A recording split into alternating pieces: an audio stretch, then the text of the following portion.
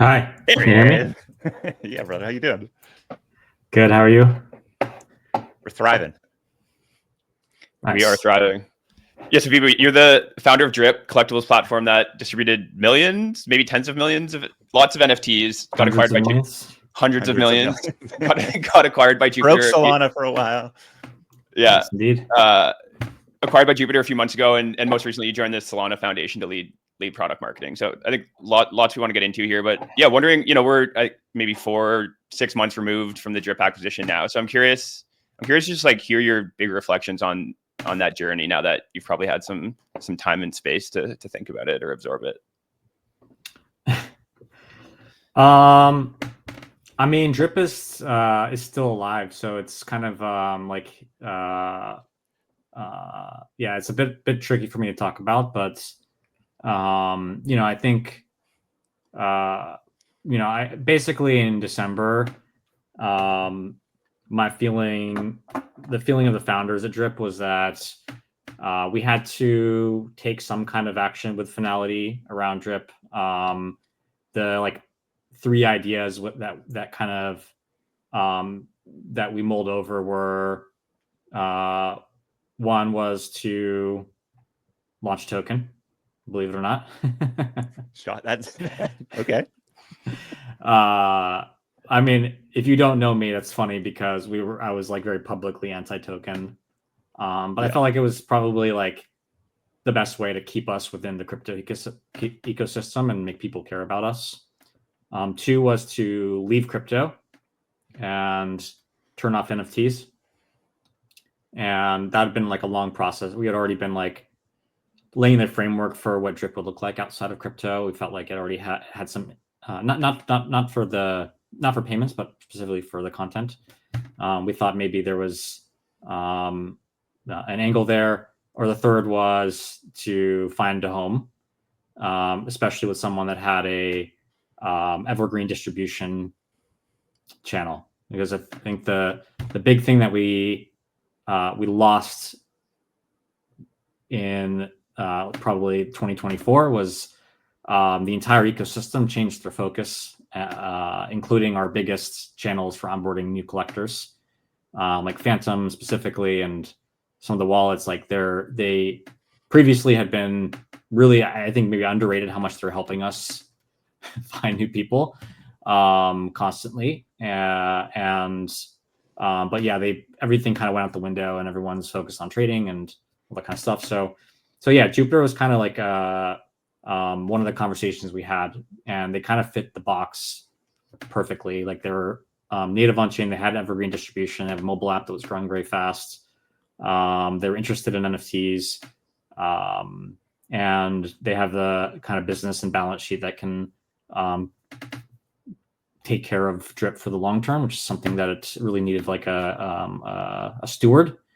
So yeah, I feel like we made the right decision there.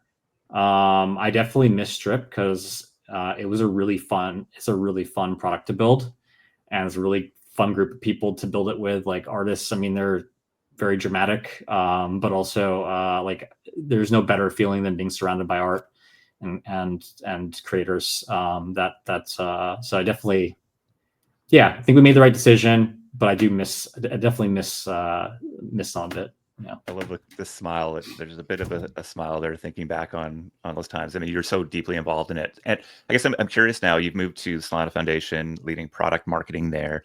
Solana's been pretty proactive in bringing talent into roles that are really focused on growing and being deeply supportive of the products that launch on Solana. I think, Nikita Beer, I think you put yourself up there as well. Somebody who has deep experience in many things. I mean, I was pretty blown away by your story last time we talked. I'm curious, what is the intention? What are you doing at Solana really as a product marketer?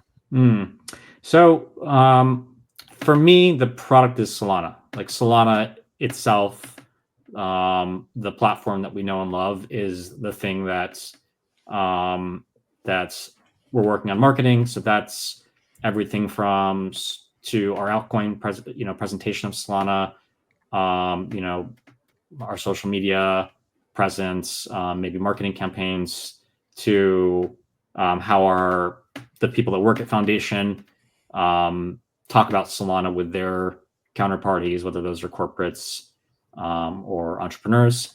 Solana, you don't think about Solana as a product, but that's what it is. It is like, it kind of lives in like two competitive spheres. It competes with other crypto products for crypto native teams.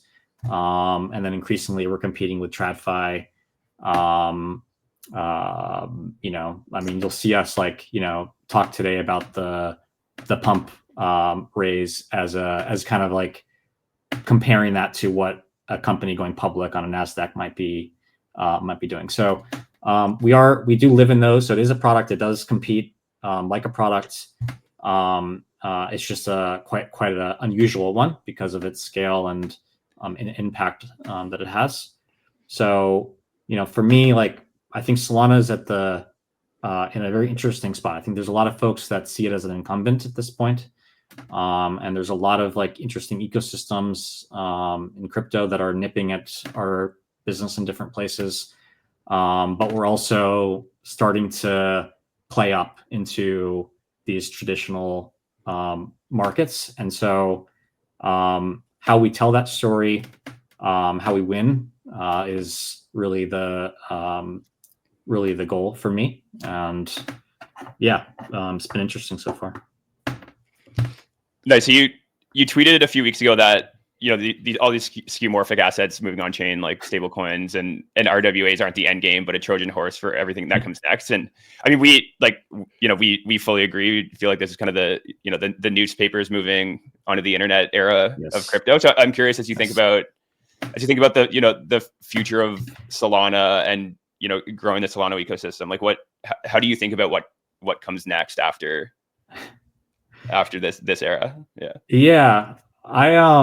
I'm still I still believe in the stuff that I believed in when I found crypto, and the fact that some of those things haven't come true so far isn't hasn't dissuaded me too much. I guess the thing that I really loved, I really loved DAOs. When I first discovered crypto, DAOs were just mind blowing for me as a longtime entrepreneur, and yet they haven't really worked that well.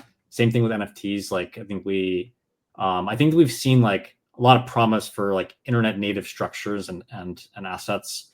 And I sort of think that that I'm not talking about NFT specifically, but I do think that the assets that emerged that were specifically born for crypto, those are the one that that framework is the one that's going to win out over a really long period of time. It's just that they're really hard to understand. And I think, X stocks was the second thing after stablecoins that I saw. I was like, I can explain this to anybody. Anyone gets it, Payments was easy. Okay, cool. You can pay someone anywhere around the world for no cost instantaneously. That's pretty cool. You can trade stocks 24/7, anywhere in the world. A 22-year-old kid in Estonia can be the counterparty to a Wall Street firm. This is another narrative that I think people just really understand. So I'm very welcoming of those things, and I think that's again we're living in that. I think we're living in an era where a lot of these TradFi primitives are wanting to come on chain, but I'm holding out hope that these are that the next generation are going to think about ownership and what that means at a deeper level. I still, if you think about we have Amazon, I still think we have Amazon stock and we have Amazon Prime, and I feel like these two things should come together, in some way in the future. We just no one has figured it out yet. My bet is it's going to arise from the internet. It's not going to be some traditional company changing how they operate. It's going to be some new thing that shows up and everyone wakes up. So I always keep that in the back of my mind when we're talking about Solana, basically. I mean, I'm right there with you, but I'm curious. These are very niche actions right now. The idea of sort of ownership, the combining of Amazon Prime and Amazon stock actually is a very useful, I think, analogy here. But even that probably doesn't spark the type of insight that you and I or those listening to the show might have. from it. So I'm curious, like, is this just a time thing, or like what do we need to do differently to be able to enable these more niche or slightly more complex concepts to break free? I think time, simply because time gives more opportunities for exceptional founders to show up and have groundbreaking ideas. Like all the greatest. I mean, at the end of the day, we need one. There needs to be one person that's figures it out. That's like the story of how the world gets changed a lot of the time. But they kind of build upon the ideas and the work of others, but they have an insight that maybe other people didn't. So I kind of see this, like, I mean, you kind of see in crypto, like, how fast markets mature between, like, something that a meme coin that doesn't ascribe to have any value, to things like Jupiter, where I was working for a brief time, where there's buybacks and there's, like, other types of utility. Like, these are on a spectrum, and I think with time, like, someone will bring these things together, and it will happen because of the intense competition. It will happen because there's enough capital on chain that like, it's worth your time to kind of figure out some of these structures. But I don't know. I kind of, like, I see everything right now that's happening as a beautiful experiment, setting the groundwork for whatever happens. People, like, we live in crypto, so, like, everything that happens here, like, feels like it's taking forever. But, like, pump funds, like, barely, I don't know, 15, 16 months old. Like, just reverse back to, like, the 1920s, or, like, even before that, when, like, public markets were starting to form. Like, there was, I mean, this, like, it takes a long time for these things to mature and to the way that they look today. So yeah, time is the thing here, in my opinion. I mean, I feel like we're just now at the point where you can actually build, like, good mass market products, and really, for the first time ever, actually have people trying to go distribute to the mass market instead of just yelling into the void of crypto Twitter endlessly. So I'm optimistic that we're close. Here's my controversial take, that I guess is that we pretty much have built all the tech that's needed. Like, between here and that future state is, like, very few technical innovations. I think it's simply like, someone putting these things together. Like, pump is, like, kind of a watershed moment in a way. Like, being able to raise $600 million in 12 minutes. I know everyone keeps repeating that narrative. I mean, we were repeating it too. It's just, I don't know, it becomes a meme, 12 minutes. But like, that is, like, the average NASDAQ IPO is only $133 million raised.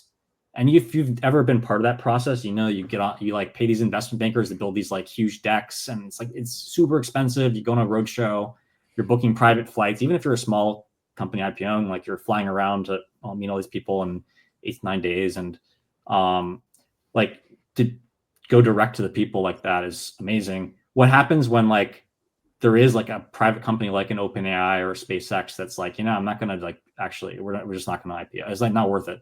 We're just gonna, like, we already have an audience. We own our, we own all of our marketing channels. Like, why wouldn't we just go right to the people that care about this?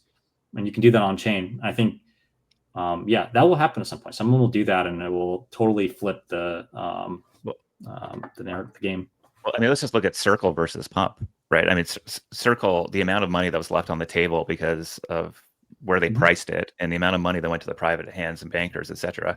And it's literally, I just looked at the year, like, the all chart is literally just straight up like that. And so you think about just the efficiency of capital formation on chain, and I think comparing those two, which are probably, like, the biggest, at least most commented on IPO of recent months, and then Pump, are going to show some stark realities there that, and I think, they raised a similar amount, right? Like, they raised, like, 1.05 billion, and at a, like, not too dissimilar valuation. But the fees that they paid, I think they paid their bankers alone $53 million, something like that. Transaction right there, baby. Like, yeah, it's like 20% usually. Like, why? What did they do? What was the value add that Pump Fund didn't get that Circle got. It's just, I don't know. I think it all aligns with like what's in general like the super global narrative is the end of the middleman. That's what the internet's been doing, is like removing every intermediary and everything is direct. And I think that crypto, like I think hopefully Solana and crypto is like doing that for financial markets, and we just need to tell the story the right way. And I think it will happen. Awesome, man. We'll leave it there. Appreciate you jumping on. I think it's a fascinating time, and Solana's very lucky to have you there. I think you're going to do some incredible work. So look forward to having you on again, maybe in a few months, and see where we're at. I can only get through so many. I have so many other questions for you, but we're going to leave it there. Internet capital markets. All right, see you. Cheers, brother. Peace, bud.